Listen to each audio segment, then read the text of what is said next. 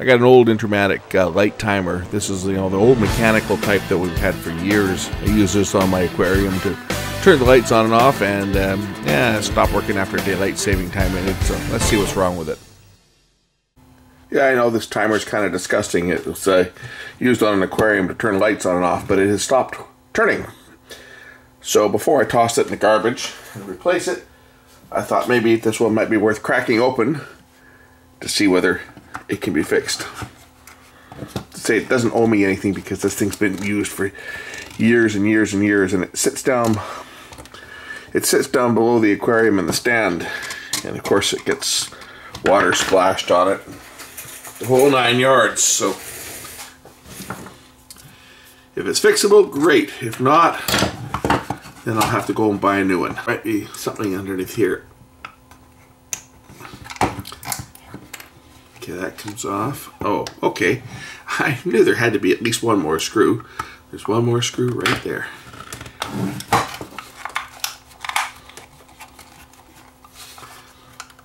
If you want to take one of these apart, you got to remove the time dial. And now this thing should... I get the feeling there's probably one more screw. And you know what? I bet this is the cover here that comes off. I bet you there's a cover here that has to pop off, because it just seems like there'd be one more screw on this stupid thing. Is that a cover?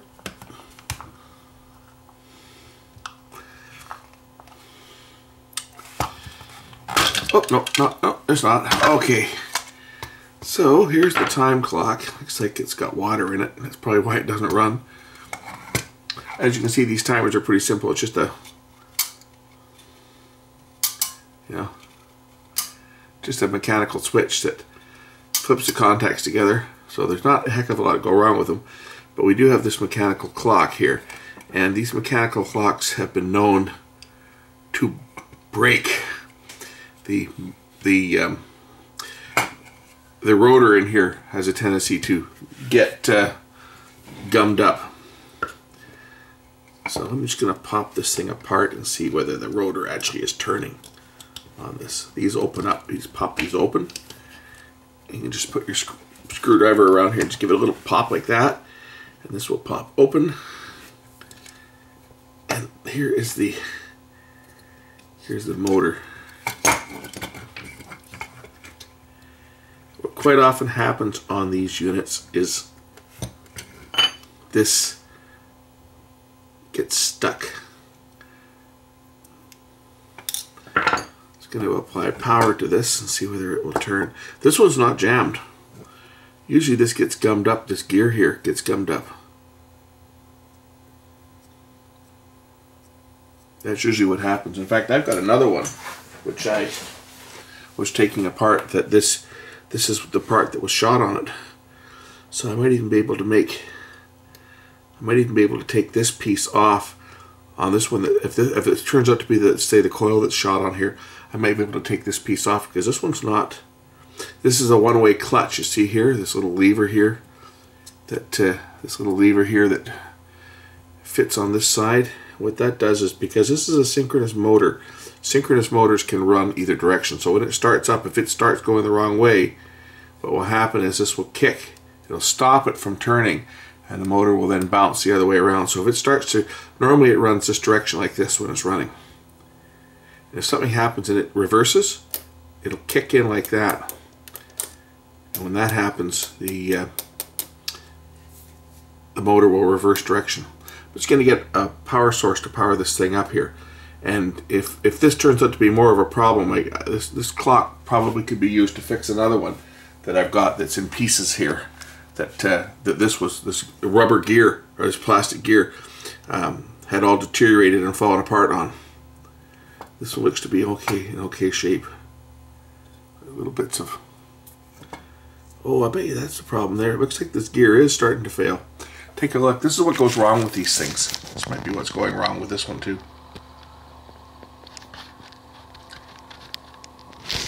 You'll notice that it looks like one of the little teeth is kind of bunged right there. Right there. This gear is what goes wrong with a lot of these timers. And when that gear fails, the motor won't turn. It doesn't look like it's failed on this one just yet. Okay, ready to apply power. You see? Here we go. It didn't start up. If I turn off the power, it doesn't start. If I give it a flip, it'll run. But that's what's happening. Is if it stops, you can see here when it reverses too, right there. You see it just reversed? Because a synchronous motor can start in either direction. So there's a clutch there, a one-way clutch, that if it starts the wrong way, it starts it up. But the problem with this motor here is that flat spot, that gear, it's stopped, and it's stopped in a position where it won't turn. If I just give it a bit of a nudge, it'll work fine. That's what's happened with this timer. Is that little clock motor, that gear, there's a tooth missing.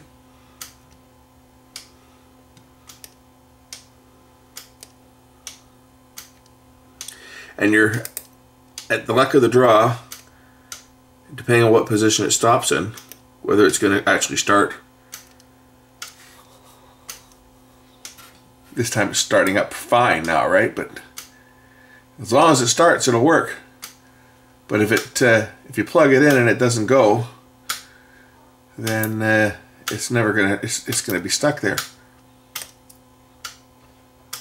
And that makes sense, because this light timer had been in use for years and years and years. And I unplugged it just to set the time back for when we went off daylight saving time, and I plugged the thing in and the lights didn't come on the aquarium. And I was, what the heck's going on? And I looked at the timer, and the timer was still at the same time that I set it when I plugged it back in. So that's exactly what happened. Is this little gear has gotten a bit weak and it's stuck. I was thinking maybe the bearing was frozen, but it's not. It's the little gear itself is going bad. But now I know what the problem is. The solution, if it freezes, I should be able to just tap this thing. I'm hoping it'll stop.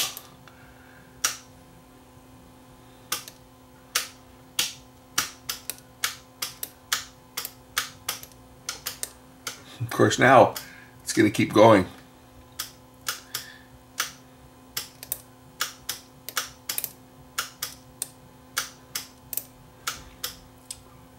Maybe if I stop it at the point where the tooth is bad, like right there.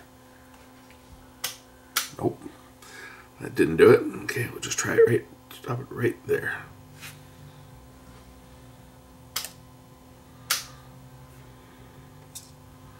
Without this gear on, of course, this thing will run either direction. Oh, it didn't. See, it's stuck there at that time.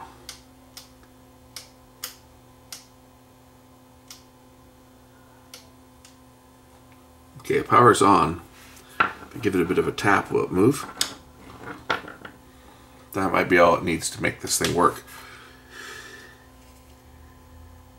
Let's just give it a tap. I do see what looks like a bit of it looks like a hair that's wrapped around here.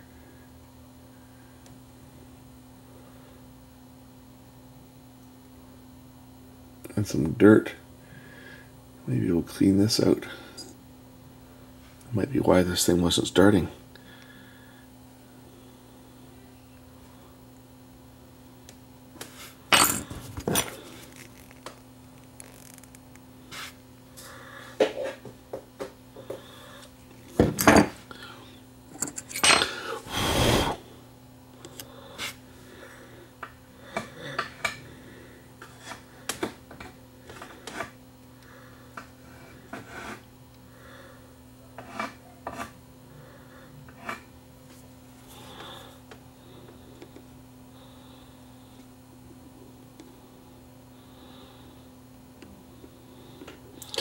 Definitely looks like this tooth is damaged right there.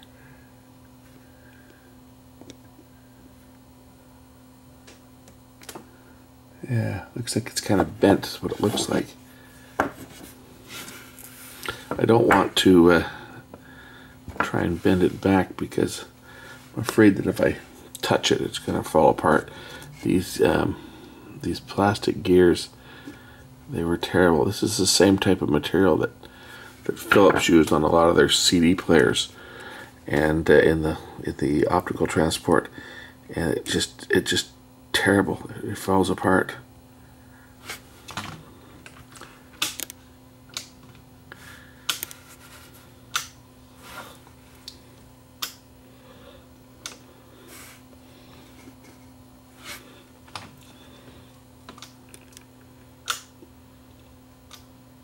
It's stuck right now. Its power's on. I'm just wondering if I give this thing a tap, will it move? So I'm just going to give the body of it just a little tap. Okay, so that might be all I need to do. It's just when I plug this thing in, just wrap it a bit. Maybe that'll make this thing work, and I can squeak another couple years out of this thing. I mean, it doesn't owe me anything because this thing's as old as the hills. But if I can keep it running a little bit longer, that's better, right? Anyway, there's the internals of this, of a close-up, so you can see how this thing works. It's just a regular standard clock. I'll shine a flashlight on there. You can see the other gears turning here. And of course, on a clock, this would go to the second hand, the minute hand.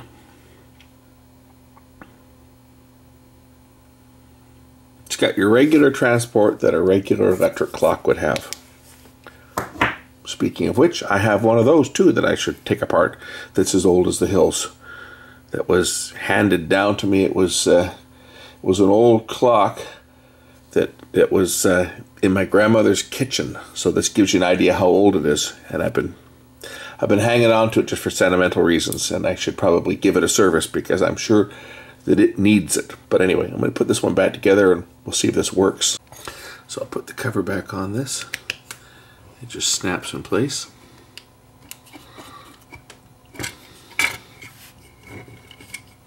It does snap in place.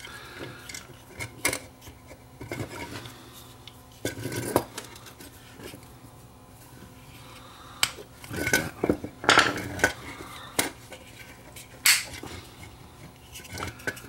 Now I'll show you what I mean about another one that I had that the gear was shot on. I'm just going to grab it. Here's another one that's the same. And if we pop this one open, I got some video of taking this thing apart too, but it's the same. But this one here, the gear just crumbled completely on this one. So this one's garbage. The rest of it works, but the actual motor itself, well, won't turn. Well, I mean, it's no good without the gear, right? But this one here, the gear just turned to mush, which is what happens on these things. It's just bad design. Well, I mean, I guess you can't complain because these things are at least 20 years old. Like how old this one here is. That's an even older one. One time on, one time off throughout the day. This one here, this is one of the newer ones that you could put the multiple tabs in, so you could have it turning on and off more than once a day. And of course now they're all the type that they have now. They just have the little tabs you push down, you know, for hour on or lift them up. The reason why they went to that design on the newer ones was because of the nanny state, as they call it. The nanny state says that these are dangerous because, you see, kids could take these out and little darlings could choke on them. So now we have to have ones with tabs that can't be removed because, you know, because we're living in the nanny state. When I grew up, nobody ever choked on a timer. But then, hey, when I grew up, we had things like what was that? What was that? Gas-powered pogo stick. Remember those things? What was it called? Pop-hop? Look that one up if you want to see something dangerous. When I was growing up, we had the pop-hop, and I kid you not. I mean, this is a joke. And I think if you look it up on YouTube, you'll probably find somebody who's dumb enough to actually try to use one. But basically what it was it was a pogo stick, and they put it was basically a 2-stroke gas engine on the thing. And when you jumped on it, you were compressing the piston, which had your air-fuel mixture in there, and a spark plug that would ignite it, and it would propel you in the air about 6 feet. Somebody thought that was a good idea. Till a few people got killed using the thing. Then it wasn't a good idea anymore. Then it was, let's ban this thing. But yeah, when I was growing up, we had PCBs and transformers and lead paint too, and they thought cigarettes were good for you. But anyway, we'll put this thing back together and see whether it'll actually turn lights on and off. I can figure out how to snap this stupid thing back together now that I've taken it apart. Just had a brainstorm here. I'm going to actually cut a notch in the side here, something a little stronger to work with than those. I'm going to cut a little notch down the side here so that I can give myself a little window so that I can actually see if the gears are turning. And that way I'll know, do I need to give it a whack on the side or not? It won't open it up. It's not going to open up any exposed voltages or anything because they're all on the top. But if I give myself a little window that I can peer into, and I can see the gears turning when I plug it in, then I'll know it's working. And I guess I have to go down a little further than that. No, I can see there. That should give me, I can see those gears in there. If I plug it in and the gears are turning, then I know that the motor's running.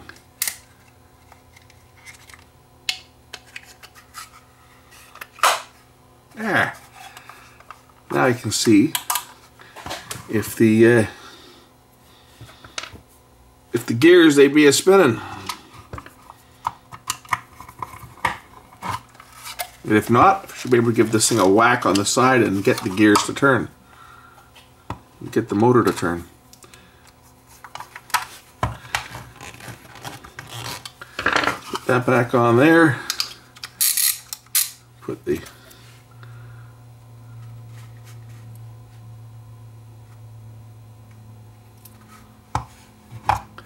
what way does this go in here for the time?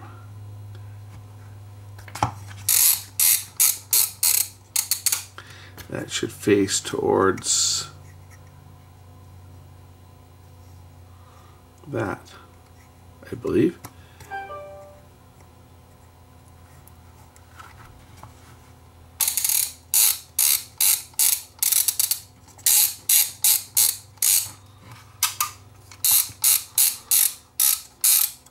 So there it is. If I set it for, say, 9 o'clock on, and 9 o'clock, where is it, 9 o'clock off over there. When it gets to the 9 o'clock position, you'll see that the little switch will turn. When it gets back to the 9 o'clock position, the little switch will turn again. When I plug this thing in to power it,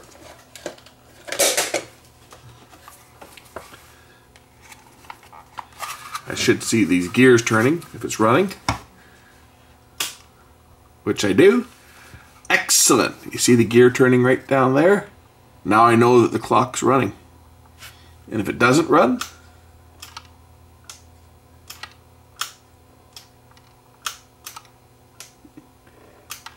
if I can make it not run now.